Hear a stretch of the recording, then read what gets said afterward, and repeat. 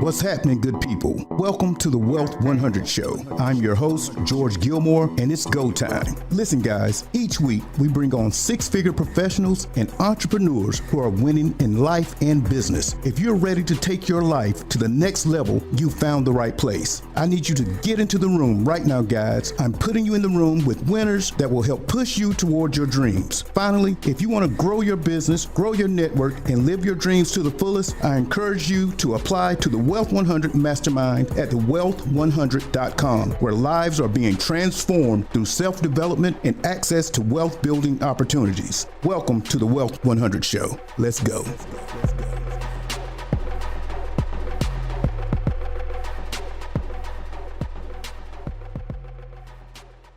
Yo, what's happening, good people? Welcome to the Wealth 100 Show. I am your host, Mr. George Gilmore. Listen, guys, again, we have another great show lined up for you. I got a friend of mine from Atlanta, Georgia, that flew in this morning to talk to you guys, Mr. Derrick Pickett, AKDP, the guru. We also call him what? The world's what? What is it? Best pallet flipper. The world's best pallet flipper. That's right, guys. The world's best pallet flipper is in the building. Oh, man. What up? Good to see you. What up, sir? How you doing, my friend? I'm doing great, man. Doing Listen, great. guys, Derrick is as I always say, I always say everybody's a friend. Derrick is a friend of mine. Oh, Listen, yeah. we've been friends, we've been rocking 5 years now? 2018. 2018, Yeah. that's right. You remember the day we met. I remember the day we met. Yep. Is that not correct? That's right. Up in the foothills of North Carolina. Man. That's right. We were in Charlotte, North Carolina. Both of us were, I think we had gone to an Eric Thomas conference. That's what we had gone to in Charlotte, North Carolina. Yep. Long story short, at the end of the night, somehow or another, Derrick and I had joined Eric Thomas's, Dr. E.T., shout out to E.T., had joined his mastermind. That's right. And that took us on a journey from that day forward, man. I remember we hung out that first night, all night, man, talking about how our lives were going to change, and definitely our lives have changed since that meeting, man. Yeah, most definitely. Yeah, Listen, Derrick, thank you for coming through. Listen, I got to start off by saying this. Guys, you don't understand what Derrick did to get here. Derrick didn't have to do this. Derrick's like, I'm going to get on your show, man. Derrick flew into Greensboro, North Carolina this morning. I left Fayetteville, North Carolina, drove to pick him up from Greensboro. We got back here. We got some carnitas and some tacos at the Mexican joint. Yep. And then we shot over here. Then I got to get him back to Raleigh, Durham within the next 2.5 hours. So we get ready to shoot this show, guys. The world's best pallet flipper. Derrick, talk to the people. Introduce yourself, man. Derrick Pickett, from a great town called Hawkinsville, Georgia. They say a place where dreams come true. A lot of great people come out of this city. Grew up a young man, went all over the world, and ended back up in Atlanta my last years of my 7th grade through high school, and ended up going to college at Fort Valley. Okay, so we're going to take it back. Let's start up. You were born and raised in Hawkinsville. Talk to me about Hawkins. That's near Macon, correct? Yeah, it's like hours south of Macon. Okay. A small metropolis, maybe about 1,000-something people. How many? 1,000. Really? Yeah. Okay. Just got a McDonald's maybe 10 years ago. Okay, really? Yeah, just got a McDonald's. So so it's oh, snap. But it was a great place because that's where I learned my culture at. I grew up with a mom and a dad, grandparents, and mom and dad were right down the street from each other, so I knew both of my grandparents. So it was a humble beginning, man. I stayed there till I was about 5 years old, then went to Kentucky with my dad. He was in the worked for the prison system, and ended up going to a few more cities. Went to Texas, then went to Alabama, and then ended up back in Georgia. Okay, so you came back to Atlanta. You said Atlanta? Yeah, Atlanta. Yeah. 7th grade? Yeah, 7th grade. Okay, where were you at in Atlanta? Where'd you go to school at in Atlanta? I went to school at Cedar Grove. Cedar Grove. That's out in, I know where that is. Where's that at? I know it's in Decatur, man. They've been winning them championships lately a lot. Yeah. Okay. So you went to, that's high school? I went to elementary school, 7th grade, then I went to high school all the way up to time to graduate. Okay. So what was Derrick like growing up in Atlanta at that time? So what year would this be you were growing up, around 7th, 8th grade? What year was that? 88. 88. What was 88 looking like for you in Atlanta? 88 was a little boy just coming up, getting used to the, the high school life. I was kind of like I guess a transport because my dad worked for the prison system, so we stayed in Atlanta. So we had the opportunity to go to any school we want, so we went over to DeKalb County. It was supposed to be a better school. Okay. And so went over there and I just got my roots, my foundation. That's why I became the person who I am. Were you the personality that you are now then? Do you think? Yeah, I was. I guess my dad said I used to talk a lot, but now I get paid to talk, so ain't nothing wrong with that. You know what I'm saying? So I guess I got a lot of whippings, a lot of effing, but In school, I was an entrepreneur. I've always liked the feel and the taste and touch of money. So I was the candy man in high school. Started about that's where it normally starts with a lot of people. Candy man or the pencil and paper man. One or the other. Yeah. So I've been supplying to people for a long time. You said that's hilarious. I have a 12-year-old nephew. And guess what he is right now? He's a candy man. My father stops at the store every evening. When he picks him up, we got to stop by Family Dollar. He loads up on his candies. He goes to school. He pop candy off every day. You had to ask somebody for no money, man. He's getting it, man. He's doing very well in the candy business. You know what it is. Yeah. That's funny, man. So you finished school there in Atlanta. Then what happened after you finished high school? Then went to Fort Valley State. Okay. Yeah. Were you playing sports or anything, or you just chose to go to Fort Valley? No, I played sports in high school, but then I ain't like all the running around and somebody telling me what to do. So like, I was in a little student government in high school, so I went to Fort Valley, ended up being student government vice president. Are you serious? See, you never told me this stuff. Yeah. Sometimes you don't know, man. You ain't never told me none of this stuff, bro. There you go. So I was student government vice president, so that's why I learned some of my leadership roles. Okay. And, I started first getting my government stipends and checks, and I got you. and from that point it was hard to work because I also used to making money, so I always created me a hustle. Okay. When I was in there. Yeah. Okay. So did you finish at Fort Valley? Yeah, I finished. Yeah, I got a degree in agricultural economics. Son, I promise you never said this to me. Yeah, my partner used to tell me all the time, God bless him, he said, man, you need to put your degree up. You ain't no coon. Yeah. I said, not a coon. He said, you ain't no coon, man. Oh my I said, God. yeah, man. I said, but a lot of times you go through life and you're so busy moving but I mean, that's that thing that makes me a little separated from everybody else because I got a book sense. You got some books, yeah, and I got some street sense. So correct. And I didn't take no average degree. I took a degree that had a lot of statistics and trigonometry and all that. Yes, sir. So it was good though. It's kind of like it was the same field my dad went into. So really, okay. Yeah. So it was like So did you ever do anything in that space once you came out of college? No, I didn't. Everybody says that. Everybody I've interviewed, I'll ask them, did they do anything in their degree field? And almost everybody to the 100% says, no, I didn't do anything in that space. Yeah, the only job I did have was I worked for a furniture company for about 2 or 3 months till the guy told me he controlled my future. Then the company went out of business. He told you he told me control my future. Straight up I got fired literally because I was supposed to go to a training camp. I was supposed to go to a training session, and I was in. I had set up a booth at the mall, and I was supposed to go to the train. And I was sick, and I was selling stuff in the mall. Yeah, so wow. What were you selling in the mall? We was doing like flowers and balloons, and so you've been on a minute, D. Yeah, I was just trying. Yeah, I just didn't want one stream income. It's just. You were on multiple streams earlier. Yeah, it didn't work for me. You were on it before Kiyosaki. Yeah. There you go. For sure. I hear you.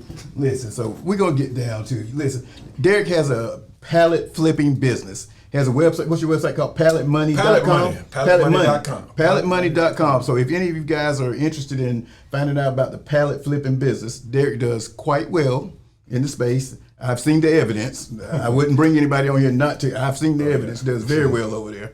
I want you to talk to the people a little bit about the pallet flipping business.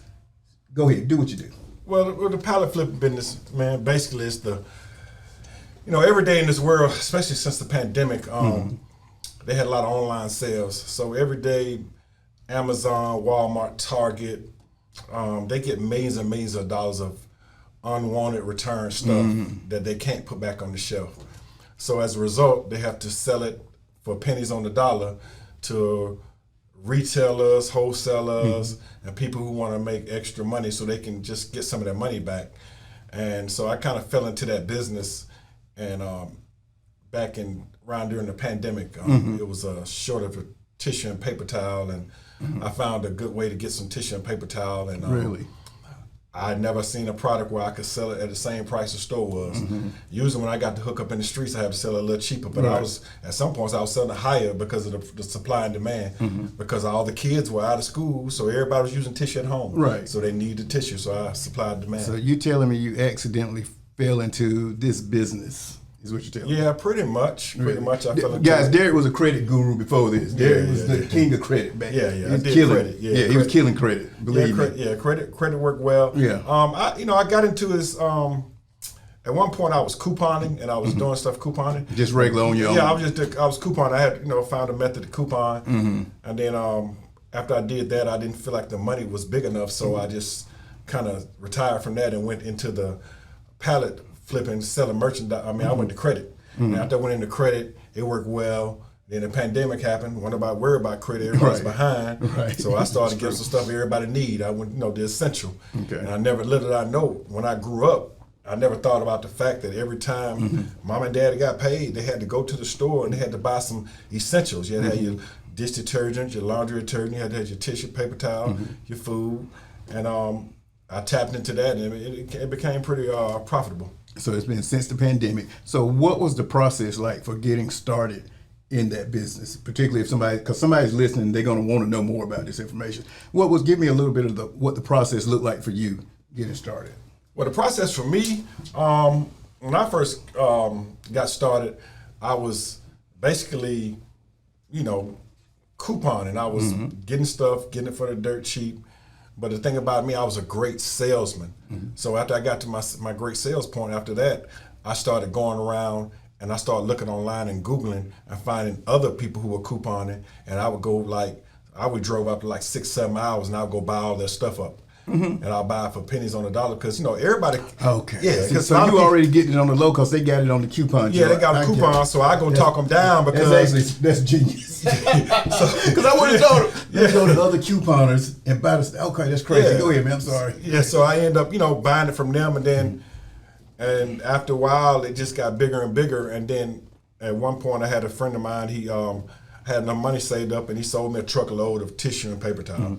I want to back this up. So you're buying this stuff. So what's your thought process of who am I going to sell this to? The market's there. We know it's there, but how did the market know you existed? That's what I want to know. Well, it's always, they say when Tyler Perry started, he always went into the beauty salons and barbershops.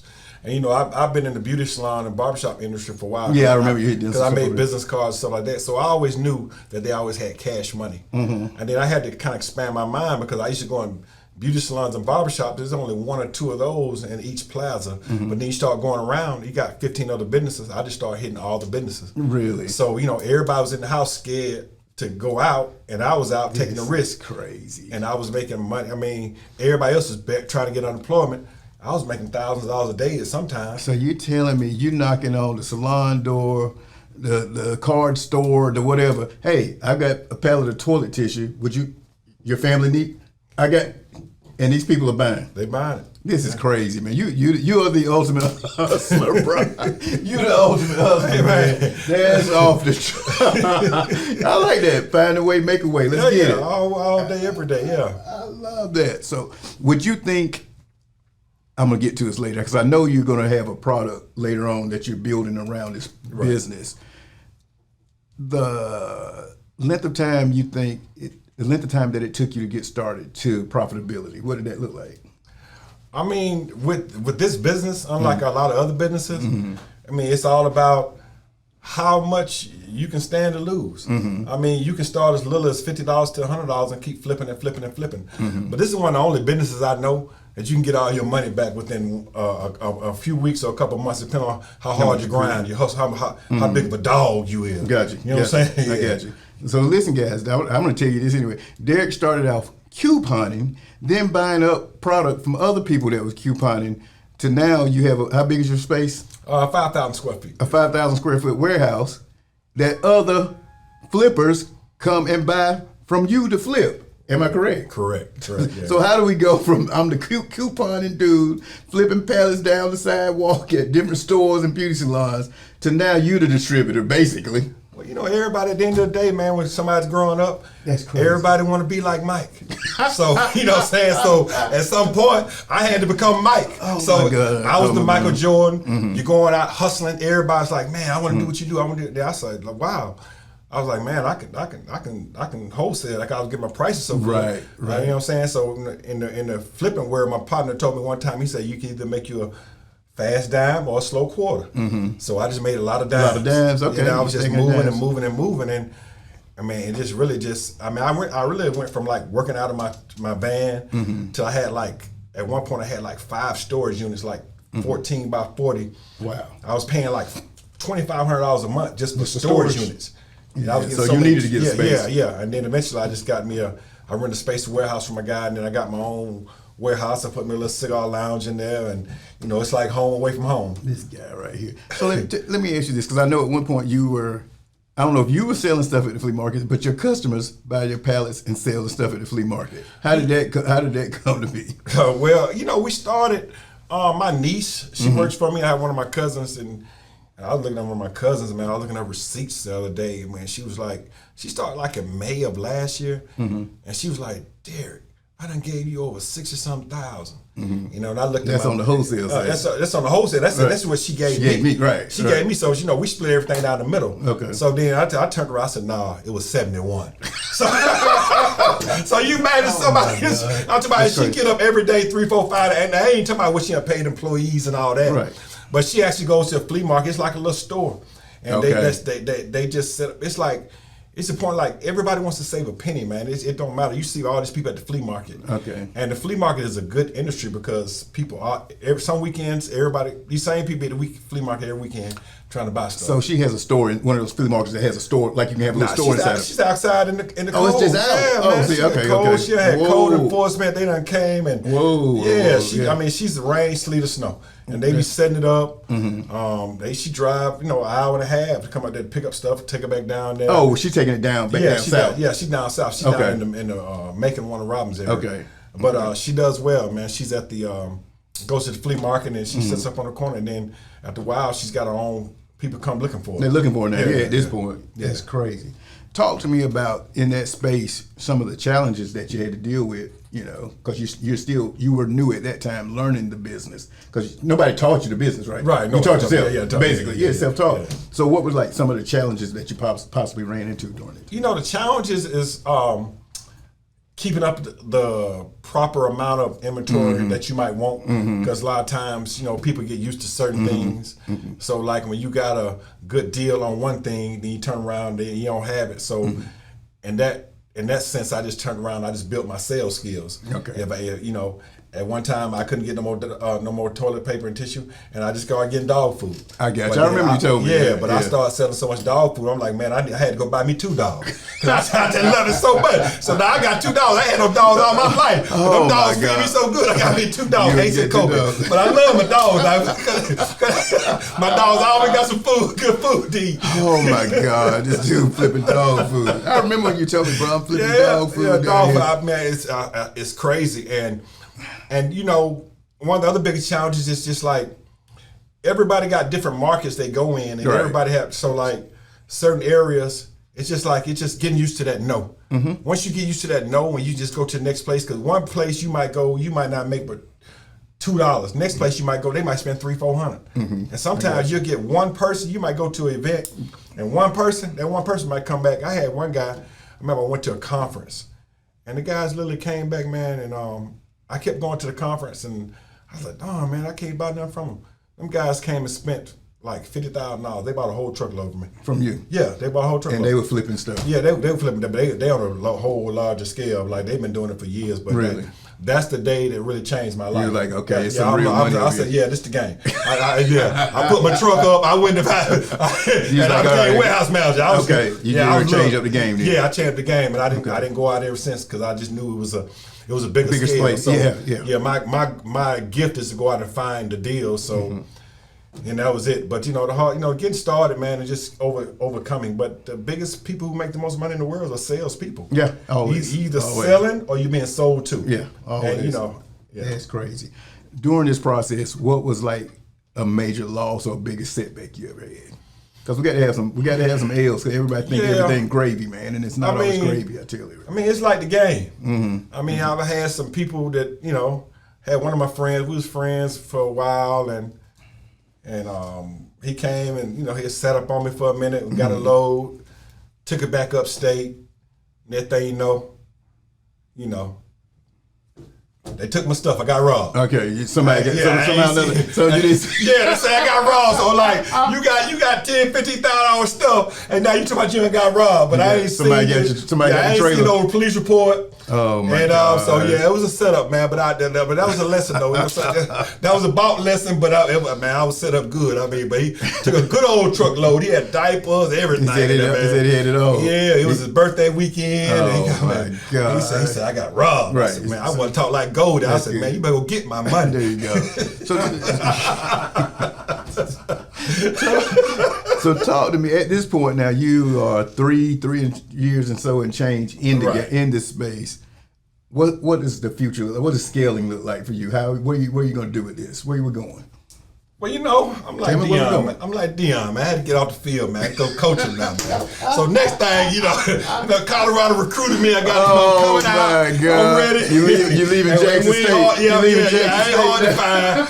I got my course coming out soon. Pallet money. Pallet money. That's the name of it. Yeah, pallet money. We're gonna be selling out all the stadiums. You know what I'm saying? Oh my God. Pulling up on us. Oh my God. Listen, guys. This is Derrick Pickett, the pallet flipping guru, the world's best pallet flipping guru.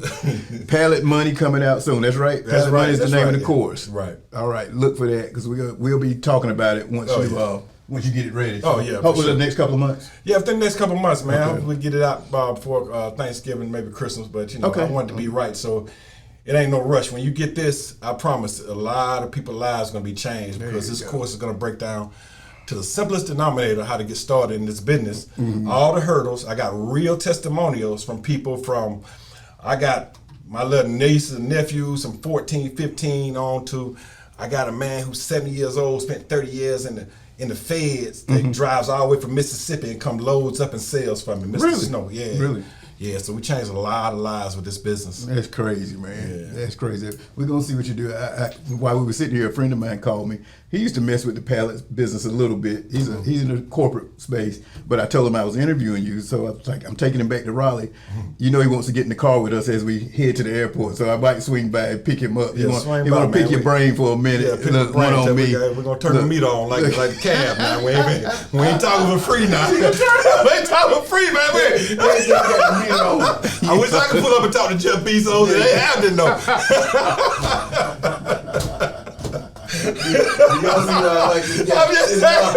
I'm just saying, man. I got a college degree, man. I'm talking about it ain't free, man. There you go. We got you. Listen, let's talk. So that was the course. That's the next play that you're going to. Let's work a little bit on. Ever since I've known you've been a very positive guy, motivational, aspirational, inspirational. You've always been that. Right. Where did that positive mental attitude come from, man? Because a lot of people are missing that key. Where did it come from? Man, I was born on January 11th, man. I think I got a unique type of spirit, man. Mm-hmm. I think I was called by the gods at an early age. And I remember when I was 12 years old, I went up and talked to a pastor one time, and I was my 12th birthday. I was on that podium. I said, man, I want to be up there. Mm-hmm. I went and talked to him. It was Reverend Hawk. And Reverend Hawk told me, he said, man, you know, life ain't being a preacher ain't a bed of roses. So he kind of discouraged me from being it. So like I said, if I can't be a preacher, these preachers broke. I said, you're going to be a motivational speaker.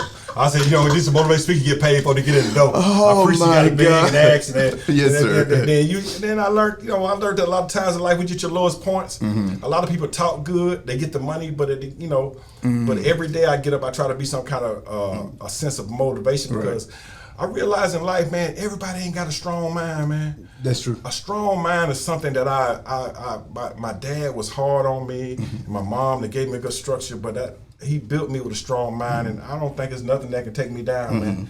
I think I'm built for this, and I know that like on the stage somewhere I got to tell my story because it's somebody who just getting started or who been started, losing and dropped a step. Right. They're gonna need to hear the story, man. So everybody got a story to tell, motivation, brother. Yes, sir. Talk to me about, you're big on belief. You literally wear a shirt that says "You got to believe," right? Ain't that your shirt? Right. Yeah, that's your brand, believe. right? Yeah, that's me. You got to believe. Talk to me about "You got to," because I love the shirt. I thought you were gonna have that on today, but you I got up on there, man. It's like a Superman best day. You came in and did something different. Yeah, you did something different on me. Superman up on here, but like you did something different. He threw me off. I usually had to wear something. But I love that branding. So talk to me about belief, man. For these young folks out here, man, that want to do business, because everybody want to be an entrepreneur now. Everybody, I want to go in business. Everybody, I want to get it. I got to get it. Talk to me about belief, man. Because a lot of people, I put it that way, a little short on the belief side. Yeah, so like basically I've learned in this world that we always been taught to believe in everyone else. And we always taught to always feel like somebody's better than us, make somebody else a star. And I just feel like that, you got to start by believing in yourself, man. we always ask people's opinions and we already know the answer ourselves. Yes, sir. You know, and we looking for somebody else to show us something we already know because the roadmap is already inside. And you know, it's like the preachers say sometimes you're preaching to yourself. That's why I had to wear my believe shirt every day. Because every day, like if you ain't got no belief, and out here in this world, with all the trauma, with all the pandemic, with all the loss of jobs, single mothers, I mean, all the folks going to prison, it just makes you like, you got to have some foundation. And belief was the one thing that I had when I was at my lowest point. I used to walk around, I used to say, you got to believe, you got to believe. And that's my mantra. From the time I met you, you've been saying it, man. Yeah. You know, and it's funny you talk about belief, the church, the whole nine, and the basis of Christ talking about all things are possible. Yeah, to him that believe. Yeah. That's the baseline. Yeah, that's the baseline, that's bro. one of the scriptures I go by, Mark 9:23. Listen to that. Yeah, oh, he Mark, got you know that what I'm saying? preacher in Say it. all He things got that possible in preacher in belief.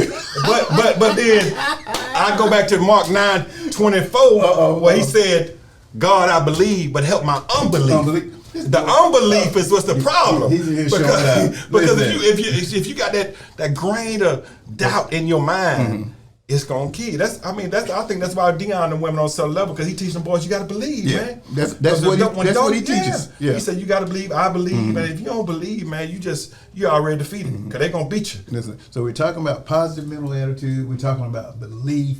Let's move a little bit into all of this, all of these things go together. Let's talk about confidence, because you're a confident dude. When you walk in the room, you might not know him, but like, who is that dude? Who is that kid? What's up with him? You know what I mean? Yeah. You got that energy. Yeah. So what is it? What's that energy, man? That confidence. What is that? I just gotta know I'm that dude. You got to believe. I got to know I'm that dude, man. Because I mean, so many times we look at everybody else, and you know, when I was in high school, I played football, and after I got out of high school, we went to the championship. We went to the playoffs and lost one, first round. We was like 11-1. But I didn't never go to any more football games real live, man, because I'm used to being on the field. So it's hard for me to go and see somebody, and I know I'm supposed to be there, and I'm supposed to be on that field. So, you know, to have that confidence, that's something you got to wake up every day, man, because this life going to beat you up, man. You get what I'm saying? When I'm on YouTube, Instagram, and all that, I don't want to be looking at all these fights, and I don't want to know how many times Trump done got locked up. I want to know somebody who, I want to know about Houdini's the escape artists, the people who done made it happen, man. I want the people who done overcome something. Somebody who done lost it all. Talk that. You know what I'm saying? Bro. Talk that, brother. Listen, man. I want you to talk to my entrepreneurs out here. I always do this, particularly those that are in small towns. What does that look like? What do you think they need to do? The way the world is set up now, we have the internet, we have Instagram, YouTube, da da da. Talk to that guy that's in a small town with 1,000 people in it, like you came from. How does he get to pop off with his gift? How does that happen? Well, you know, man, one thing about this phone right here is that, like, you can be on this phone, you can reach millions of people every day.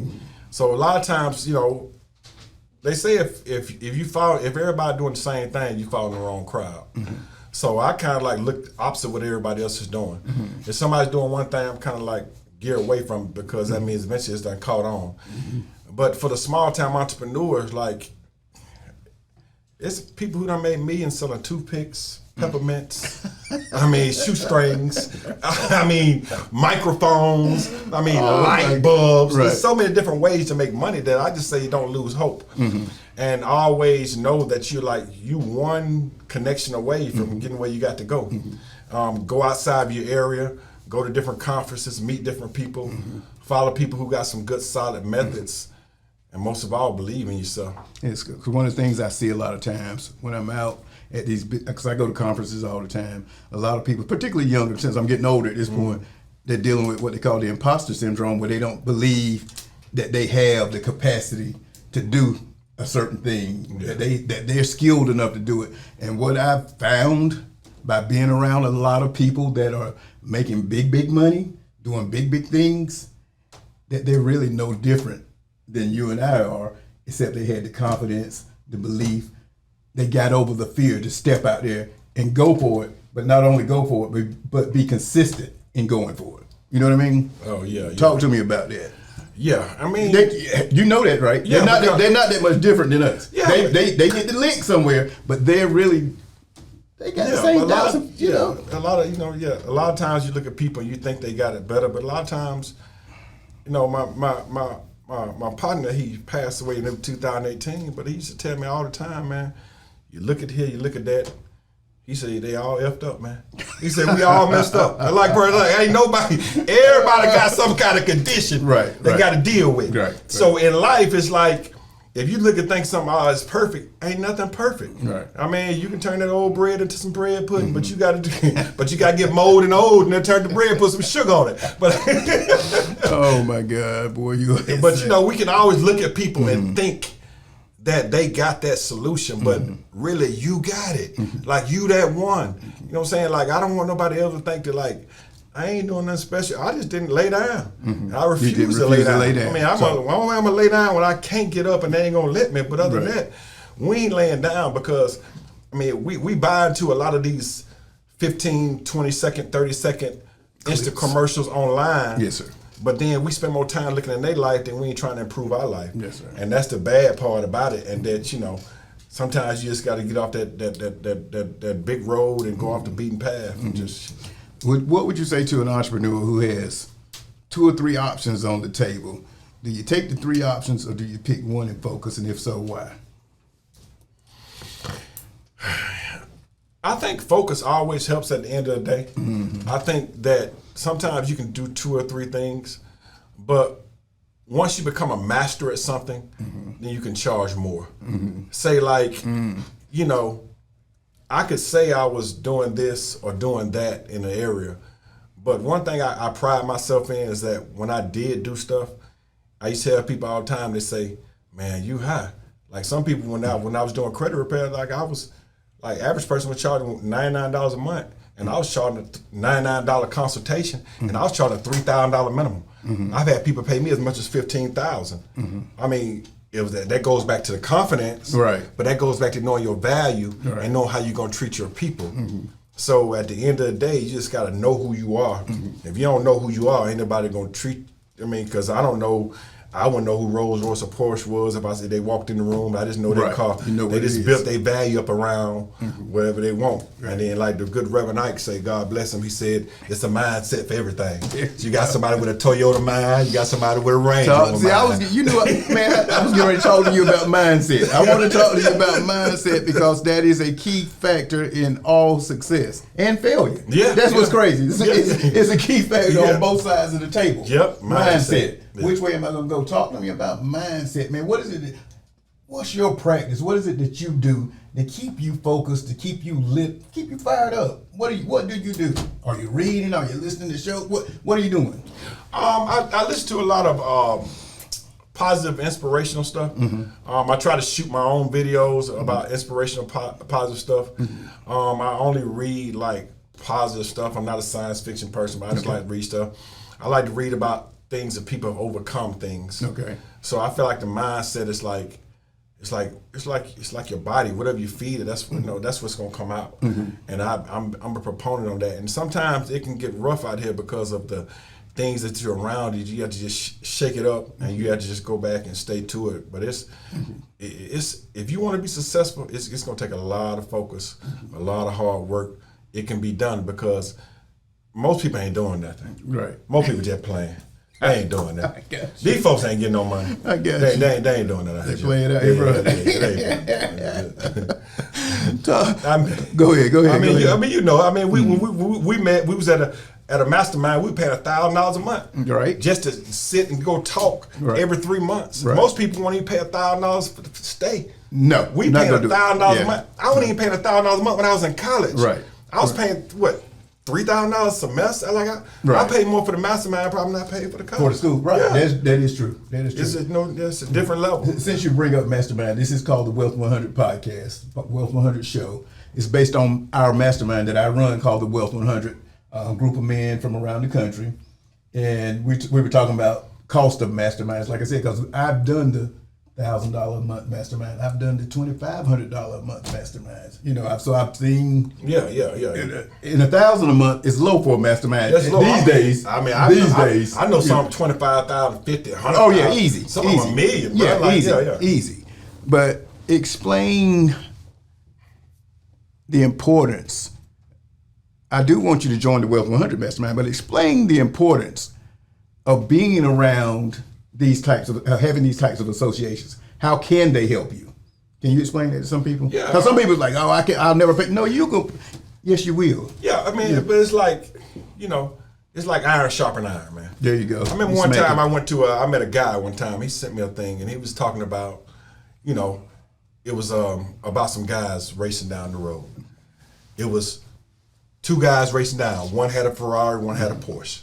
One, they 60, 70 years old, they riding, they going down the road. One guy go a little faster, then the other guy go, and then the other one go up a little bit, the other girl will go. They going, they got the fastest car. They in this man thing about how fast they go. And then all of a sudden while they going through traffic on 75, then a little old lady with 2 kids in the car, their car stopped and she zoomed by him. But you know why she went by him, right? You know why? Go ahead. Because she was in the HOV lane. She was in the mastermind. She was in the mastermind. Yeah, because she had more people. You know what I'm saying? So sometimes you can have the fastest car, right? But if you ain't got the right group, you can't get past them. Yes, they sir. get respect. You get more. There's a little different respect on that. I need that story. I have to steal that. I have to steal that. Yeah. Because a lot of times we get in the HOV, it's like one connection. One or 2 connections would just get you there to meet that one person.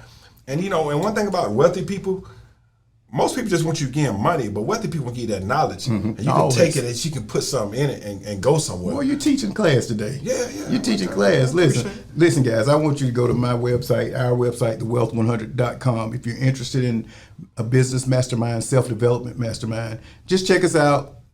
Go through it, look it over, see what we're doing, what we're about. Right now, it's all men at this point. At some point down the road, we will add women to our group. It just started, so happened it started that way. Yeah. Right now, most of our members are in North Carolina, D.C., Atlanta. We've got a few in Atlanta. We're trying to expand, hopefully to go into the Chicago market. Hopefully sometime this quarter. It will. That's the plan. I might have to double back to Atlanta. Partner with you or something. We need to talk about it. We need to talk about it. I want to figure it out. Start at the because I need to get some Atlanta. But we are not $1,000 a month. We're actually a little bit lower. For us, we value more the relationships. You're gonna get the business. You're gonna get the training. You're gonna get the teaching and entrepreneurship. You're gonna get the opportunities. What we do in our mastermind, we bring both self-development opportunities and business opportunities every quarter to our event. So if you come in there and you can't get to no money, it's you. It ain't gonna be like we didn't bring it to you. We're bringing it and putting it on the table for you. When I came and spoke, I met a lot of people, man. That's very good. Derrick spoke for our guys. It's very good. Masterminds are good, man. You know what I'm saying? A lot of times people say, like, you know, it's a lot of money, but it ain't no, it's not a lot of money, man. People pay money to get in the club. Oh, they're gonna do that. Yeah, they bottles. You pay to skip line, then you got to pay for the bottles too. And hookahs. Then you got to tip all that. So you know, if you want to get in a real club, you need to come on here on this. So you can own the club and you can charge $400 for a $30 bottle. As I always tell people the story, my mother. That's how we were already in janitorial services, but we got into the healthcare space because my mother belonged to a group called the American Association of Black Women Entrepreneurs when she was 30, 31. Wow. And she might have paid $100 a month. I don't know what it was. Wasn't nothing like it is now. But she met one lady in that group that said, "I like you. Come spend the weekend with me. I'm gonna give you the blueprint to what I do." And what that lady taught my mother. I've never had a real job other than working in a family business at this point in my life at 54 years old because of what that one black female taught my mother in that mastermind. Millions of dollars later, hundreds of employees later, offices all over North Carolina because one lady at a mastermind event told my mother, "This is what I'm doing. This might fit you." You see what I'm talking about? Yeah, that's what's up. Check out thewealth100.com. Go to thewealth100.com, guys. Definitely worth it. Check us out. Listen, man, I want to know we're going to wrap it up in a second. We're 38, 40 minutes in. All right. Talk to me about what does a great life look like for you? What does that look like, D? I mean, great life to me is freedom, man. Talk. I want to be able to go when I want to go, do what I want to do. Don't answer nobody. I just want freedom, man. Like it's nothing like being able to, like, money problems is I know sickness and all that, but just to be able to have, I want my health and strength, but to be able to do what I want to do, to help my mom and dad while they're still here, help my sisters, help my brothers, you know, I feel like I'm the chosen one to be the, you know, right. leader of the It's family. always, so so like, man, I'd rather have that any day. I'm saying, Lord, let me be the one you ask for money, me had to ask you for some. Okay. Because I done been on the side there, I had to ask for them, but they don't come through. But I see, like, I come through most of every time. I get you. You know what I'm saying? Maybe say I'm sauce, but I that's part of being the boss. Right. You know what I'm saying? I get you. I love but yeah, that's the life, man, of just educating, helping people, and giving back, man. Becoming a philanthropist, you know, at some point, money can't do but so much. But then again, you know, you got to be able to have some money to do some things, but you want to be able to help some people along the way and help some people who are lost. And that way it won't take them. I'm 50 now. Maybe, you know, they can start at 30 or 25. Absolutely. And they have a better foundation, know about stocks and real estate and bonds and all that stuff. Yeah. Imagine if we had at 30 what this group is able to get now. Yeah. Because this information was not readily available when you and I were coming along, trying to figure it out. Yeah. It's out. The information is out here now, guys. The information is everywhere. Everywhere. They get it out for free, and you know, it's like a library card. Most people don't get it. They don't want it. Still having a good time. Yeah, it's just having a good time. Watching football. You know, that's my pitch. Listen. I'm sorry. I ain't gonna get started on them. I'm fussing about us watching football because I'm very hard on black men in particular. That's just me. Because I think we're so far behind at this point that it's so much stuff we need to be doing. You know what I mean? So many things. I know you got to have fun. You got to have some fun. You got to give yourself time to have fun. But we overdo it sometimes. Yeah, people like to be entertained. I had a guy tell me one time, we was ever having a huddle. He was like, he said, man, you don't ever talk about your team. He said, who your team? Right. I thought about it. I used to like Pittsburgh still back in the day with my dad told me. But I told him, I said, you know what? I said, I like the owners, man. I said, that's what we talking about. I said, they the ones selling the $10 hot dog, the $10 bill. You know, they get the marketing right. He just smashed them. You know what I'm saying? I just can't see me following nobody who get a check from them when you can cut the check. He just smashed you guys. We're talking about ownership. Watching football. We want you to own the football team. Why not? Own the team. Why not? Derrick, you just set it off right there. That's the whole podcast. That should have been the podcast right there. I want to be the owner. I want to be the owner, man. That's man. Yeah, man. I just want no Dallas Cowboys. I want to be on the suit on the side like Jerry Jones. Yes, trying to get that Lombardi trophy. Yes, there we go. See, I love it. So you set it off right there. I'm going to shut it down right there. I'm going to ask you one more question and then we're going to get out of here. What is Derrick's gift? And how is that gift making room for you? What is your gift, sir? Man, your gift will make room for you. Some people say I got the gift of gab. You do. Yeah, the gift of gab, but I got the gift of grab too. I'm gonna grab that money. So you know what I'm saying. So like, I guess my gift is gabbing and grabbing, man. Gab and grab. I like that. I knew you were gonna say some nonsense.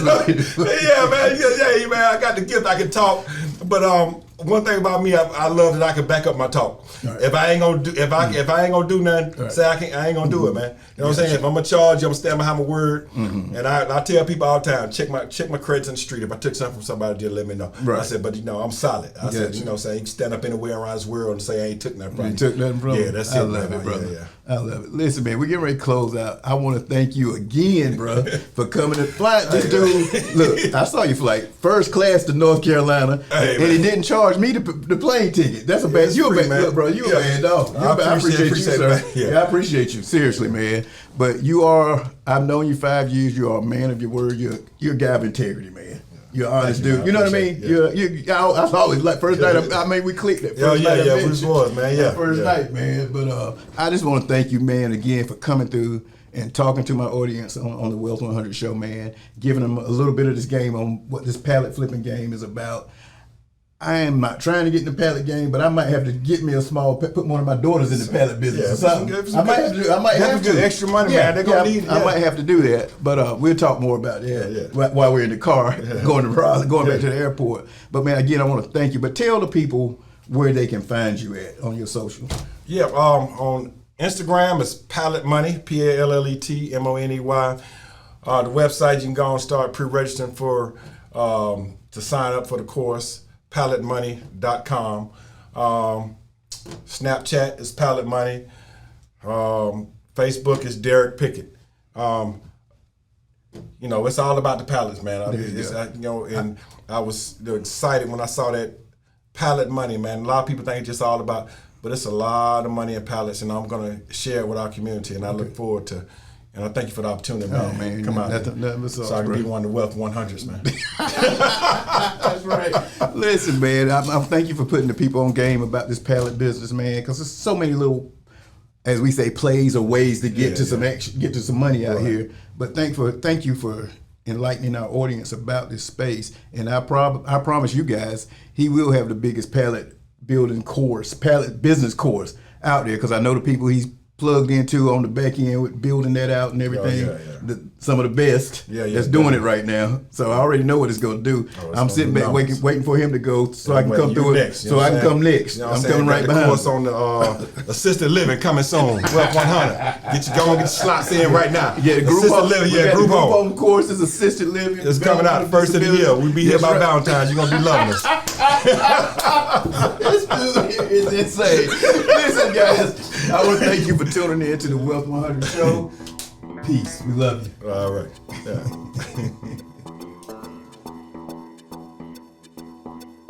Thank you for tuning in to the Wealth 100 show. Today's show has been sponsored by the Wealth 100 Mastermind. If you're ready to join a tribe of winners, if you want to be a part of the best mastermind on the planet, go to thewealth100.com right now and apply. I need you to get into the room right now, guys. Let's go. Thewealth100.com.